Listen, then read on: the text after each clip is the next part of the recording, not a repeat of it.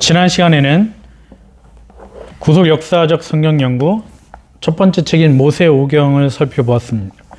그 모세오경 가운데서 창세기가 담고 있는 구속 역사, 하나님의 구속 역사는 크게 창조와 타락, 구속의 예언과 성취로 이어지게 됩니다. 계속해서 오늘 시간에는 구속 역사적 성경 연구 모세오경 24페이지 다섯 번째, 창세기와 예수 그리스도에 대해서 살펴보도록 하겠습니다. 창세기와 예수 그리스도가 어떠한 관계를 가지고 있고 어떤 연관성을 갖고 있는지 이것을 알아보는 것은 대단히 중요합니다. 만약에 창세기에서만 끝나게 되면 오늘 기독교하고는 창세기가 전혀 상관이 없는 책이 되는 것이죠. 그리스도와 연결이 될 때, 창세기와 그리스도가 연결이 될 때 오늘 기독교 신학과 기독교 신앙에 매우 중요한 하나님의 계시의 말씀이 되는 것입니다. 유대교의 신학, 유대교 신학은 창세기와 예수 그리스도를 연결하지 않습니다. 단순히 창세기 자체에만 머물고 창세기에서 그들이 주장하는, 그들이 원하는 신학 사상을 뽑아내는 것이죠. 혹은 고대 문학이나 이스라엘의 역사나 교훈집에 불과하다, 이렇게 보는 시각들이 있습니다. 모두가 예수 그리스도와 연결하지 않고 창세기 그 자체로만 이해하기 때문이죠. 우리가 창세기와 예수 그리스도를 연결할 때 창세기는 하나님의 계시의 말씀이고 오늘 우리에게 주어지는 중요한 메시지라고 하는 것을 발견하게 됩니다. 창세기와 예수 그리스도에 대한 더 많은 지식과 이해를 돕기 위해서는 시드니 그레이다노스의 구약의 그리스도, 창세기 프리칭 예수라고 하는 책이 번역되어 있습니다. 이 책들을 참고하시면 많은 도움이 될 것이고, 또 에드머니 클라우니의 구약에 나타난 그리스도라고 하는 책을 통해서도 좀 더 많은 지식을 습득할 수 있을 것입니다. 24페이지 두 번째 단락에 보시면 문화명령과 구속주 그리스도, 웨스트민스터 신학교의 구약학자였던 멜리데스 클라인은 창조 신정 왕국의 법으로 두 가지를 제시한다. 하나님의 형상, 즉 아들의 법과 신정 왕국의 사명이 그것이다. 이렇게 밝히고 있습니다. 하나님의 형상, 즉 아들의 법은 하나님을 닮음과 사랑의 봉사로 나타나는 것입니다. 그리고 신정 왕국의 사명은 우리가 잘 아는 대로 문화적인 사명, 문화명령으로 나타나게 됩니다. 총신에서 총장과 구약신학 교수를 역임했던 김의원 박사는 하나님과 단절되어 나타난 인간의 방향성이 그리스도 안에서 다시 새롭게 설정되어 파괴된 관계를 다시 정립함으로 인간의 책임 영역의 문화명령이 올바로 되어 창조세계에 하나님의 창조 의도가 나타나게 된다. 이러한 인간의 잘못된 방향을 올바로 수정해 준 것이 구속이다라고 했습니다. 24페이지 중간에 보시면 하나님께서는 인간으로 하여금 왕국 도시의 건설을 이루게 하셨다. 남자와 여자를 창조하시고 가정을 이루게 하시며 왕 같은 존재로 세상을 충만하게 하셨다라고 말합니다. 다시 말해서 하나님께서 남자와 여자를 창조하시고 가정을 이루고 번성하라고 하셨습니다. 그것은 단순히 그냥 가정을 이루고 아이를 낳고 살아가는 데서 그치는 것이 아니고 이 가정을 통해서 하나님은 무엇인가를 인간들에게 주신 것이죠. 그것이 바로 창세기 1장 26절에서 28절에 나오는 문화명령입니다. 이 문화명령에 보면 생육하며 번성하며 땅에 충만하라, 땅을 정복하라, 다스리라, 이러한 명령들이 담겨 있습니다.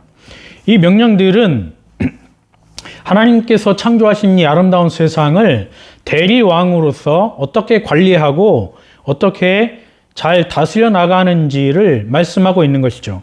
이것이 하나님께서 인간에게 주신 기본적인 문화명령이었습니다. 그런데 아담이 범죄한 이후에 이 문화명령에 대한 올바른 개념을 인간들이 상실하게 되는 것이죠. 그래서 왜곡하고 성경을 자기 마음대로 자의적으로 해석해서 문화명령이 담고 있는 원래의 의미는 사라지고 마치 세상을 정복하고 다스려도 된다, 너희들 마음대로 다스리고 짓밟고 해도 된다라고 하는 식으로 그렇게 오해하게 되었습니다. 그래서 역사를 보면 중세부터 근대까지 기독교 국가들이 인도나 아시아나 아프리카를 식민지할 때, 식민지화로 활용할 때 성경 구절을 바로 이 문화명령 창세기 1장 26절에서 28절에 나오는 말씀을 가지고 미개한, 문명이 발달하지 않은 나라, 문명이 발달하지 않은 사람들은 마구잡이로 잡아다가 노예로 삼아도 된다. 이런 식으로 기독교 국가들이 가르쳤다라고 하는 것이죠. 그래서 인간의 마음대로 파괴하고 지배해도 된다라고 했던 것입니다. 그러나 이 문화명령을 정확하게 해석을 한다면 인간의 마음대로 파괴하고 지배하라는 말씀이 없습니다. 무슨 말인가 하면 이 문화명령은 하나님의 창조주 하나님의 뜻대로 잘 관리하고 다스리라 하는 대리왕의 사명을 주신 것입니다. 25페이지 첫 번째 단락에 보시면 남자와 여자로 창조된 인간은 성의 열매로 번성하도록 의도되었다. 일정의 번식에 대한 명령은 단지 기능적인 용어로만 주어진 것이다. 그러나 이 장에서는 제도적 측면을 더하여 인간의 번식의 결혼이라고 하는 관계가 나타난다. 그러니까 1장만, 창세기 1장만 보게 되면 남자와 여자를 창조하시고 그 남자와 여자가 결혼하는 것까지, 그래서 생육하고 번성하는 기능적인 의미만 발견할 수 있습니다. 그러나 2장과 같이 연결을 해서 보면 창세기 2장은 그 가정이라고 하는 제도 속에서 하나님이 인간에게 주신 그 제도, 하나님이 인간에게 주신 번식, 그것이 결혼이라고 하는 테두리 안에서 어떻게 발전되어 나가는가를 보여주는 것이죠. 인간에게는 성이 있지만 천사에게는 성이 없습니다. 그래서 하나님께서 자신의 형상대로 창조하신 인간에게만 생육하고 번성하여 땅을 다스리는 문화명령, 즉 대리왕의 사명을 주신 것입니다. 25페이지 중간 단락에 보시면 그리스도를 통한 구속은 하나님과 죄인의 끊어진 관계를 새롭게 만들고 연결함으로 죄가 제거되어 하나님을 바라볼 수 있게 하였다. 창조의 구조가 죄로 인해 왜곡되었기 때문에 구조적 변화를 만드는 것이 아니라 구조는 그대로 있으나 인간의 마음속에 있는 본래 하나님의 형상 속에 주어진 종교의 방향성을 회복시킨 것이다. 하나님께서 한 남자와 한 여자를 통해서 결혼이라고 하는 제도 속에서 한 가정을 이루고 자녀를 낳아서 기르도록 하셨습니다. 그러니까 이것이 바로 하나님께서 인간들에게 주신 그 가정의 사명, 문화명령의 기본 원리였다라고 하는 것이죠. 그러나 아담이 범죄하면서 이 가장 기본적인 문화명령, 가정이라고 하는 질서에 대한 왜곡된 개념들이 들어오게 되는 것입니다. 그래서 오늘날 보면 현대 동성결혼을 주장하는 사람들, 또 동물과 결혼을 하겠다고 주장하는 사람들, 또 동물을 자녀로 입양해서 가족으로 등록을 하겠다라고 주장하는 이런 기이한 현상들이 나타나는 것이죠. 이것이 바로 하나님이 주신 가정의 원리, 문화명령의 기본적인 질서를 파괴해서 나타나는 왜곡된 현상들입니다. 25페이지 제일 마지막 단락에 보시면 이제 그리스도 안에 들어온 신자는 가만히 앉아 있는 것으로 사명을 다하는 것이 아니라 마태복음 28장에 보면 예수 그리스도께서 명령을 주셨다. 이것을 우리는 지상 대위임령이라고 부릅니다. 대위임명령이라고 부르는데 마태복음 28장 18절에서 20절에 보면 예수께서 나와 말씀하여 이르시되 하늘과 땅의 모든 권세를 내게 주셨으니 그러므로 너희는 가서 모든 민족을 제자로 삼아 아버지와 아들과 성령의 이름으로 세례를 베풀고 내가 너희에게 분부한 모든 것을 가르쳐 지키게 하라. 볼지어다 내가 세상 끝날까지 너희와 항상 함께 있으리라. 이렇게 말씀합니다.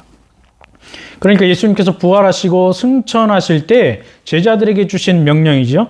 이 명령은 단순히 가서 교회를 확장시키고 세례를 주라 그런 의미가 아닙니다.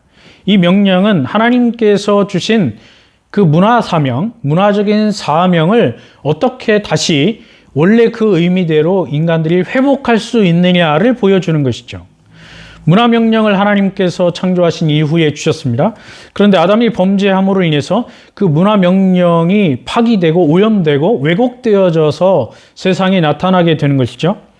그러나 그 문화명령을 다시 회복하는 방법은 누구에게 있느냐? 바로 예수 그리스도 안에만 있다라고 하는 것입니다.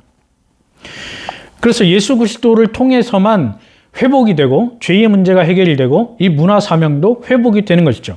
오늘날 사회복음을 주장하는 사람들은 인간이 회복을 이루고 세상을 죄로부터 하나님이 원하시는 원래 창조의 목적대로 회복하는 길은 사회복음을 통해서, 다시 말해서 어떠한 정치 제도나 정책을 통해서 회복할 수 있다, 이렇게 억지 주장들을 부립니다. 그러나 사회복음은 결국 인간이 인간의 노력을 가지고 혹은 인간의 정치나 정치 형태나 아니면 인간의 정책을 가지고 회복하겠다는 주장이죠. 그러나 성경은 그것을 가지고 회복될 수 있다라고 단 한 구절도 말씀하지 않습니다. 성경이 다시 문화명령을, 하나님이 주신 문화명령을 회복하는 길은 오직 이거밖에 없습니다. 예수님께서 지상태 위임 명령을 하신 이 말씀이죠. 이 말씀을 가만히 보면 예수 그리스도 안에서, 즉 예수 그리스도의 복음으로만 가능하다라고 하는 것을 예수님께서 말씀하고 있는 거예요. 그래서 예수 그리스도를 믿고 구원받은 성도들은 그냥 가만히 앉아 있는 것이 아니고 나가서 예수 그리스도의 복음을 세상에 증거하고 그 복음을 통해서 세상을 변혁시켜 나가는 것이죠. 26페이지 두 번째 단락에 보면 신자는 가만히 있는 자들이 아니라 불신 세계에 나가서 그들에게 그리스도의 복음을 전해야 한다. 구원받은 자에게 세상을 하나님의 이름으로 다스릴 책임은 창조 때부터 있어 왔습니다. 이제 그리스도 안에 들어온 하나님의 백성들, 신자들은 그 하나님을 아는 지식에만 머물러 있는 것이 아니고 이제 더 나아가서 창조주와 구속주가 되시는 하나님의 영광을 위해서 우리에게 주신 가정, 가장 작은 단위, 가정과 사회와 문화와 경제와 정치 모든 삶의 영역에서 하나님의 진정한 창조의 의도를 드러내면서 살아가야 합니다. 이것이 바로 네덜란드의 신학자이면서 총리를 역임했던 아브라함 카이퍼가 주장한 영역주권 사상이죠. 그리스도 안에서 구원받은 하나님의 백성들은 가만히 교회 안에만 머무는 것이 아니고 사회로 나가서 모든 가정과 사회와 문화와 경제와 정치 모든 영역에서 하나님의 영광이 드러나도록 사역을 하고 일을 해야 한다라고 하는 것입니다. 이러한 점에서 신자는 하나님의 정권 대사이고 선교사로 파송되어서 일하는 사역자임을 깨달아야 하는 것입니다. 자, 오늘 시간에는 문화명령과 구속주 그리스도에 대한 내용을 살펴보았습니다. 이제 다음 시간에는 창조와 에덴 동산, 천지 창조와 최후 심판에 대해서 살펴보도록 하겠습니다. 감사합니다.